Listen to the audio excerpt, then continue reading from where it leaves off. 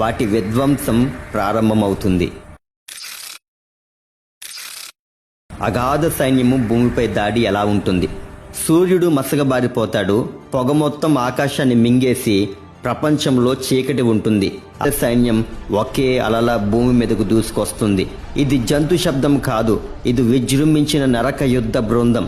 వాటి కాళ్ళు తడబడకుండా పరుగులు తీస్తూ ఉన్నాయి. వీరి అంతరంగంలో ఒకటే మాట, చావాలి చావాలి, ఇక బ్రతకలేం. కానీ మరణం దూరం అవుతుంది అనే భయంకర వాస్తవం. ఒక అగాధ జీవి ఒక వ్యక్తిని పట్టుకుంది. దానికి ఉన్న అనేక తేలు వంటి తోకలలో ఒకదానితో శరీరంలో పొడుస్తుంది. కత్తి కంటే వాడి తేలుకు మించిన విషం. ఆ వ్యక్తి నేలపై పడి కొట్టుకుంటూ ఉన్నాడు.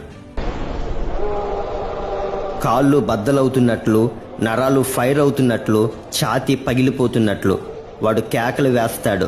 దానిని చూస్తున్న మిగిలిన వారు వణికిపోతారు. అయిపోలేదు.